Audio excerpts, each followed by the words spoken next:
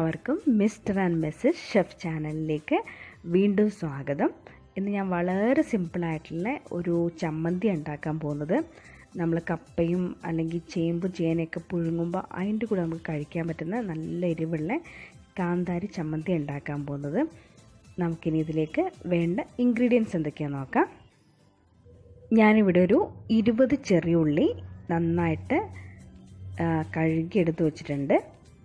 പിന്നെ ഒരു 7-8 കാന്താരി, പിന്നെ ഒരു 3 വെളുത്തുള്ളി. ഇനി ഇതിലേക്ക് നമുക്ക് കുറച്ച് വെളിച്ചെണ്ണ ആവശ്യമുണ്ട്, പിന്നെ കുറച്ച് ഉപ്പും. ഇത്രയും ഉണ്ടെങ്കിൽ നമുക്ക് ഇന്നത്തെ കാന്താരി ചമ്മന്തി തയ്യാറാക്കിയെടുക്കാം. ഞാൻ ചമ്മന്തി തയ്യാറാക്കുന്നത് നല്ല ഇടിക്കുന്ന കല്ലിലാണ്.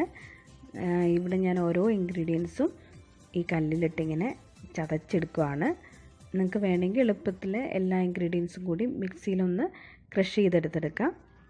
പക്ഷേ ഇതാണ് സാധാരണ നമ്മൾ നാടൻ ചമ്മന്തി ഉണ്ടാക്കുമ്പോൾ നമ്മളിങ്ങനെ കല്ലിലൊന്ന് അരച്ചെടുക്കുകയോ അല്ലെങ്കിൽ ഇതുപോലെ ഇടിക്കുന്ന കല്ലിൽ ഒന്ന് ചതച്ചെടുക്കുകയോ ചെയ്യാം.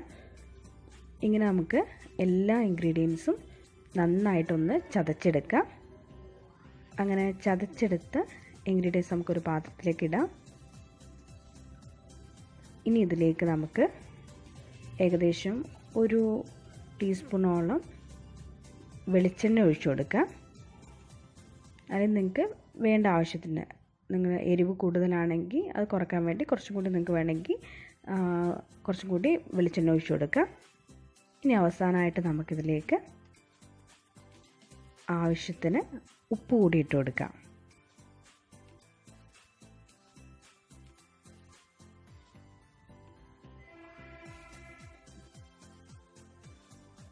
അങ്ങനെ എല്ലാം കൂടി നമുക്കൊന്ന് നന്നായിട്ട് മിക്സ് ചെയ്തെടുക്കാം.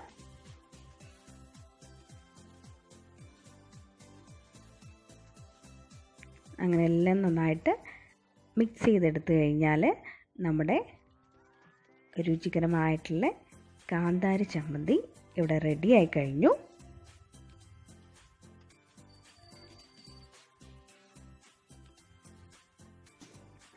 അപ്പോൾ വളരെ സിമ്പിളല്ലേ ഈ ചമ്മന്തി തയ്യാറാക്കിയെടുക്കാൻ. അപ്പോൾ ഇനി നിങ്ങൾക്ക് അറിയില്ലെങ്കിൽ കപ്പയോ ചേമ്പൊക്കെ പുഴുങ്ങുമ്പോൾ ഇനി ഇതുപോലൊരു ചമ്മന്തി ഉണ്ടാക്കി കഴിച്ചു നോക്കണം. അപ്പോൾ നമുക്ക് പുതിയൊരു വിഭവമായിട്ട് വീണ്ടും കാണാം. അതുവരെ ടേക്ക് കെയർ, ബൈ.